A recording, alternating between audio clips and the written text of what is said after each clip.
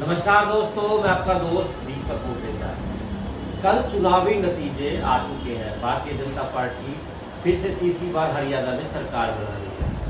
हालांकि जिस प्रकार से एग्जिट पोल आए थे, पूरे एग्जिट पोल के अंदर दिख रहा था कि कांग्रेस सरकार बनाएगी, लेकिन ये एग्जिट पोल धड़ाम से क्यों गिरे, उसके पीछे क्या कारण था, ये सोचने की बात है और समझने की बात है कि आखिरकार ऐसा लग रहा था कि कांग्रेस सरकार बनाएगी, लेकिन जब रिजल्ट आए तो उसमें बीजेपी जो है पूर्ण बहुमत से सरकार बना दी। हमारे साथ अजय मल्होत्रा जी हैं, वरिष्ठ पत्रकार भी हैं, राजनीतिक विश्लेषक भी हैं। सर, आपका बहुत बहुत स्वागत है। सर, एग्जिट पोल धड़ाम से गिरे, क्या हुआ सर ऐसा कि पहले लग रहा था कि कांग्रेस, क्योंकि 10 साल हो गए थे, कुछ एंटी इनकम्बेंसी की बात की जा रही थी, लेकिन फिर से बीजेपी सरकार बना रही थी। देखो, ये एग्जिट पोल धड़ाम से गिरने का कारण ये नहीं था कि एक दिन में कोई चीज़ हो गई है। कुछ ऐसी चीज़ें थी जो हमें, जो मीडिया के लोग थे या सर्वे एजेंसीज थी, वो भाप नहीं पाए। सबसे पहली बात थी भारतीय जनता पार्टी का चुनाव का प्रबंधन और कांग्रेस पार्टी का अति उत्साह और अत्यधिक ओवर कॉन्फिडेंस, वो कांग्रेस को ले बैठे। भूपेंद्र हुड्डा जी के हाथ में पूरी बागडोर दे दी गई, जबकि भारतीय जनता पार्टी ने एक एक टिकट बहुत सोच समझ के बांटी। उन्होंने, कहते हैं ना, धर्म युद्ध के अंदर आपका कोई भाई नहीं है, कोई दोस्त नहीं है, आप किसी की भी गर्दन काट सकते हो। महाभारत गीता में देखा होगा। परंतु कांग्रेस वो काम नहीं कर सकी, भारतीय जनता पार्टी ने किया होगा। उन्होंने नए चेहरे बहुत दिए। कांग्रेस के साथ जो दुविधा थी, पहले तो उन्होंने जो 30 एमएलए उतारे, पहले वो कहते रहे हम सर्वे के हिसाब से देंगे, अब 30 में से 15 हार गए। वहाँ पर क्या था कि मेरे को ये लगता है कि भूपेंद्र हुड्डा पूरी तरह से कांग्रेस के अंदर उनकी पकड़ हो गई और वो कांग्रेस में बहुत पूरी तरह से हावी थे। ये फैसला भी उन्हीं का था। फिर उन्होंने वहाँ पर कितने लोग, भूपेंद्र हुड्डा ने जितना भी गैर जाट लीडरशिप थी कांग्रेस के पास, उसको ख़त्म करने का काम किया है। आप ये देखो, वर्चस्व की लड़ाई देखो हर जगह होती है। ये चीज़ें तो कांग्रेस हाईकमान को सोचनी चाहिए ना कि आप एक आदमी के हाथ में पूरी पार्टी दे दिया। कोई भी पार्टी, हरियाणा का इतिहास उठा के देखो, बिना जाट गैर जाट कम्बिनेशन के जीती नहीं है। और ख़ासतौर पर अगर कोई जाट मुख्यमंत्री बनाने आप जा रहे हो तो साथ में पैरेलल गैर जाट साथ दिखाना पड़ेगा। हरियाणा का इतिहास है, 1977 के अंदर, 1966 में तो जुम्मन में हरियाणा बना था, 77 में पहली बार डिलिमिटेशन के बाद इलेक्शन था। भारतीय जनता पार्टी जीती थी, जिसमें भाजपा भी थी, कांग्रेस भी थी, लोकदल भी था, चरण सिंह जी का लोकदल भी था, कम्युनिस्ट भी थे, सारी पार्टियां। चेहरा तो देवीलाल, रिप्रेजेंटेशन सब था। उसके बाद 1981 के अंदर भजनलाल जी बने, परंतु दिखाने को कोई बंसीलाल भी थे जाट लीडर के लिए, क्योंकि जय बंसीलाल का कदम बहुत बड़ा था। तो गैर जाट सन 87 के अंदर तो देवीलाल बने, जाट थे, परंतु साथ में कौन, सारी पार्टी, भारतीय जनता पार्टी के मंगल सेन जी थे, और भी भाजपा की कमला वर्मा जी थी, ये सारे गैर जाट लीडर्स थे। 1991 में फिर चौधरी भजनलाल के नेतृत्व में सरकार बनी, तो साथ में कौन थे, जाट थे, वीरेंद्र सिंह, भूपेंद्र हुड्डा। वीरेंद्र सिंह और भूपेंद्र हुड्डा पैरेलल उनके साथ थे, भजनलाल जी के, ताकि जाट ये कह के वोट दे कि मेरा लीडर बनने वाला है, गैर जाट के दिमाग में ये आएगा कि मेरा लीडर मुख्यमंत्री बन सकता है, तो दोनों के वोट आएंगे ना। फिर 1996 में जो बंसीलाल बने, उन्होंने भारतीय जनता पार्टी का साथ लिया, रामविलास शर्मा जी और सारे साथ सन 2000 में चौटाला जी की सरकार बनी। चौटाला जी 1997-98 में ये बात समझ चुके थे कि बिना गैर जाट के तेरी अकेले की दाल नहीं गलने वाली। उन्होंने पूरे हरियाणा में मंडियों के दौरे करे पहले, ताकि जो व्यापारी समुदाय है उसको कॉन्फिडेंस में लिया। फिर उन्होंने भाजपा से समझौता किया, समझौते में टिकटें भी दी, और चाहे वो सरकार बन की बाद में उनका आपस में समझौता ज़्यादा नहीं चला, और चौटाला जी ताजे ताजे थे तो वो आगे निकल गए। सन 2000 में भूपेंद्र हुड्डा जब बने थे तो भजनलाल जी पैरेलल थे। तब ये बात आती थी भूपेंद्र हुड्डा भी चीफ मिनिस्टर बन सकते हैं, भजनलाल भी बन सकते हैं, चौधरी बंसीलाल भी बन सकते हैं। तो गैर जाट ने तो ठोक दिया, बोले जी भजनलाल बनेगा मुख्यमंत्री, और जाट ने भर दिया, बोले बंसीलाल जी बनेंगे, भूपेंद्र हुड्डा जी बनेंगे। जिंदल साहब भी होते थे।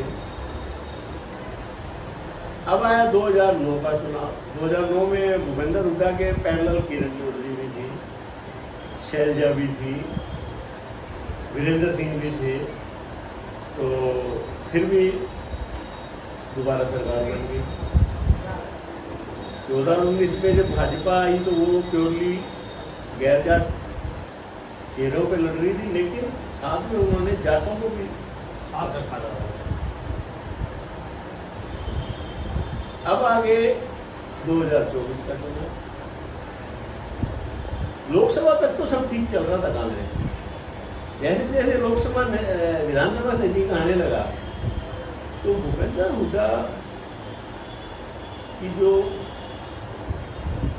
सत्ता को हासिल करने की सोच और खुद को पार्टी में सर्वे सर्वा बनाने की जो इच्छा थी वो प्रबल होती चली गई। तो ओवर कॉन्फिडेंस कहीं ना कहीं बहुत ज़्यादा हावी हो गया उनके ऊपर, क्योंकि उससे पहले उन्होंने तंवर को ठिकाने लगाया। वो बेचारा प्रतिष्ठाध्यक्ष बना, एक दिन उसको हुड्डा जी के समर्थकों ने रैली में डंडे मार दिए। फिर बाद में शैलजा बनी, उसको किसी ने कोऑपरेट नहीं किया। ये ठीक है कि खुद में भी गट्स होने चाहिए, पर सपोर्ट नहीं मिली। अब आते आते किरण चौधरी जी एक करना छोड़ गया।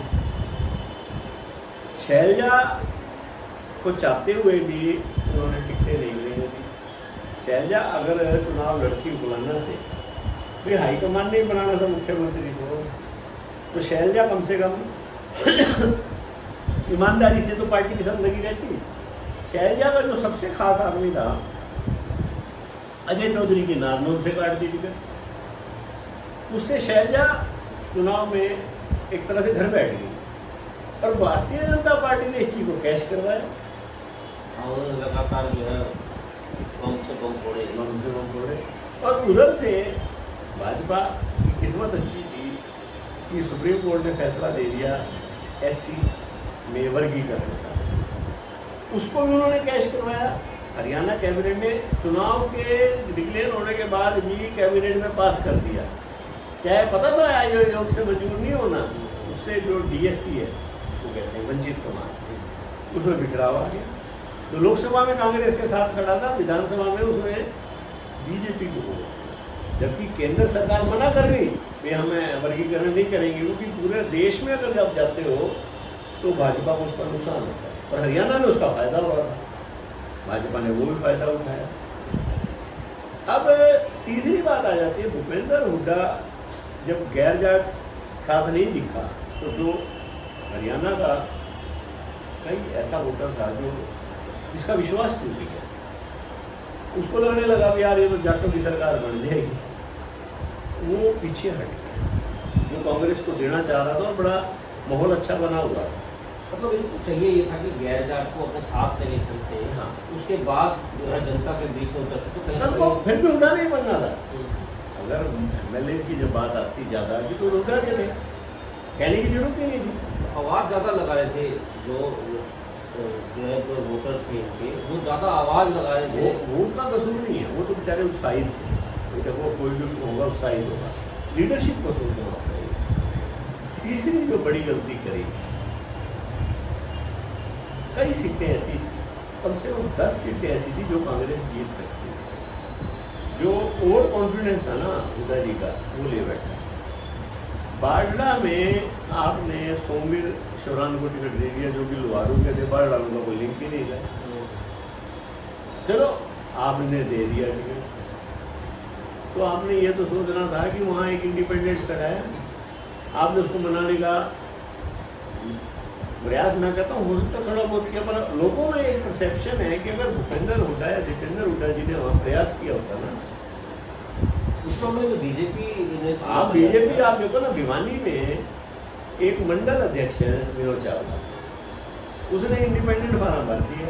मनोहर लाल जी दिल्ली से चल के भिवानी आ गए, रामविलास शर्मा जी के, रामविलास शर्मा जी ने भरा, उनका भी विड्रॉ करवाया।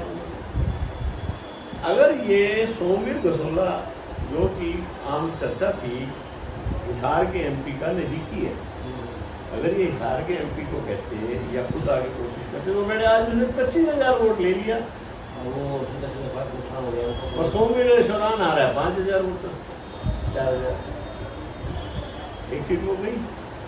दादरी में चॉइस ठीक थी मनीषा, तो अजीत फोगाट जैसे खड़ा हो गया, 1,000 वोट लिए हैं, मनीषा 2,000 से आ रही है। अगर आप अजीत फोगाट को मना ले, वो मेरे को लगता है आखिरी तक उसने इंतजार करी कि उसको भी मनाए तो सही। ये और कॉन्फिडेंस था आपका। आपने जगबीर सिंह को दे दी, मलिक को गुआना टिकट, 85 साल का आदमी है, हालात उसके हैं नहीं, आप नहीं को दे दो वहाँ टिकट, वो हार गया। उचाना में इंडिकेट करा है उसने विजेंद्र ने, वहाँ एक इंडिपेंडेंट खड़ा था, वो 30,000 वोट ले गया। अगर कहाँ वो बेचारा हारा कितने से, 32 वोटों से। या तो इन्होंने ओवर कॉन्फिडेंस में नहीं बिठाया, या इन्होंने जानबूझ के नहीं बिठाया। अब आप आ जाओ भवानीखेड़ा। भवानीखेड़ा अगर देखा जाए तो हिसाब से टिकट फौजी और तेरा को मिलनी चाहिए। चलो हाईकमान, एक आधी टिकट ऐसी होती है जिसमें हाईकमान ये चाहता है कि हमारे अंदर दे दी। मेरे को तो यहाँ भी कोई ईमानदार नहीं लगा। हाँ, सबने ही बैठ बैठ की। भाई आप ये देखो, फौजी को बिठा तो दिया, और फौजी आपको चुनाव में दिखाई नहीं दिया। सतबीर तेरा, मैं लिख के दे सकता हूँ कि सतबीर अगर तेरा के घर अगर देवेंद्र हुड्डा आया होता या वो बैठ जाता, और तो तैयार रहते हैं कि दिल्ली में ठीक है, हमारे को पूछ हो रखी है बस। और जितने कांग्रेसी थे सारे हुड्डा खेल में गए, एक आधे को छोड़ के किसी ने ईमानदारी से उसकी मदद ही नहीं की, क्योंकि वहाँ प्रियंका गांधी भी आ गई, वहाँ खुद हुड्डा भी आ गए। साहब अगर मन से चाहते तो उन कांग्रेसी जो कार्यकर्ता हुड्डा के में उनकी हिम्मत है कि वो मन से मदद ना करे। वो लोग सवेरे नहा धो के 11 बजे जाते थे, एक आधी वहाँ भाषण देते थे, घर आके फिर AC चला के सो जाते थे। AC का भी बड़ा प्रेम था ना लोगों में, वही ठीक है। तो इसी प्रकार आपकी कई और सीटें थी, 10 सीटें लगभग ऐसी हैं। आप गन्नौर में आपने कुलदीप शर्मा को टिकट दे दी। अब कुलदीप शर्मा पिटा हुआ मोगा है, आपको कहाँ टिकट दे रहे हो? वहाँ से आप या तो कात्यान को दे देते, ताजा ताजा उसने बीजेपी छोड़ी थी, उसको टिकट देते, वो चुनाव जीतता वहाँ से। एक चीज़ सर और भी है जो आज तक काफ़ी सारे लोगों ने बताया कि कांग्रेस के लोगों को जेसीबी प्रेम ज़्यादा था। जेसीबी प्रेम का मतलब ये था कि उनके जो उम्मीदवार थे वो जेसीबी के ऊपर बैठ गए, वो 6-6 घंटे तक लोग उन पर खून बरसा रहे थे। वोट तो लोगों से मांग नहीं पाए, वो सड़क पे 2 किलोमीटर 3 किलोमीटर चलना है तो वो 6-6 घंटे में 2-3 किलोमीटर जा रहे थे। लोग मिलने के लिए तैयार थे कि कोई हमसे मिलेगा, लेकिन वो लोग जेसीबी पे बैठे वो तो बीजेपी वाले भी कर रहे हैं, ऐसी बात नहीं है। लेकिन बीजेपी वालों की स्ट्रेटजी अलग है, वो भी जेसीबी पे बैठे थे, वो तो कोई बात नहीं है, मेरा नहीं मानना। जेसीबी तो जिसका भी सूट बैठता है वो प्रचार के जो माध्यम होते हैं वो अलग नहीं है, और उसके जो बेसिक रीज़न है वो तो हुड्डा का ओवर कॉन्फिडेंस, कांग्रेस का उस पर अत्यधिक विश्वास, गैर जाट कांग्रेस के अंदर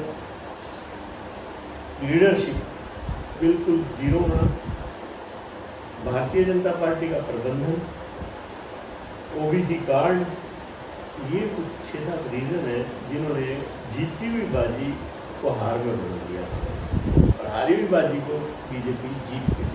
अशोक तंवर जी कहते हैं जिस दिन चुनाव होना था उससे एक दिन पहले जो है वो भाषण दे रहे हैं, भाषण देने के बाद बीजेपी में भाषण देने के बाद वो कांग्रेस के अंदर शामिल हुए हैं। अशोक तंवर को भी ये लग रहा था कि कांग्रेस की सरकार बन रही है तो यहाँ क्या करेगा। तो ये तो वो जो है सोशल मीडिया पे आ रहा है बार बार। हाँ, वो भंडारे के लिए अंदर के भंडारा खत्म आए, बाहर आए तो जूता उड़ गया। तो वो तो चलो मजाक है, वो उनके आने से कोई फर्क नहीं पड़ा, उनके जाने से कोई फर्क नहीं पड़ता। तो बेसिक रीज़न है पार्टी को अब कांग्रेस को भी मंथन करना पड़ेगा और अगर आगे अब 29 का ही चुनाव रह गया तो अगर नहीं ढंग से चलेंगे तो फिर मार खाएंगे, अगर ढंग से चलेंगे तो आपकी राजनीति करना। देखिए फिलहाल नायब सैनी जी ने जिस प्रकार से सरकार बनाई तो उनको बहुत बहुत शुभकामनाएं कि जिस प्रकार से उन्होंने जो है सरकार बनाई है हरियाणा प्रदेश के अंदर तीसरी बार भाजपा की सरकार बन करके आई है। और उम्मीद तो यही होती है सभी को कि सबको लेकर के एक साथ चलेंगे ताकि अच्छे से काम जो है वो हो सके पूरे प्रदेश के और पूरे प्रदेश का विकास हो सके। हालांकि कांग्रेस की कई गलतियों ने उनको ही धाराशायी कर दिया। आज के लिए बस इतने, कल फिर दोबारा मिलेंगे नई खबरों के साथ। नमस्कार।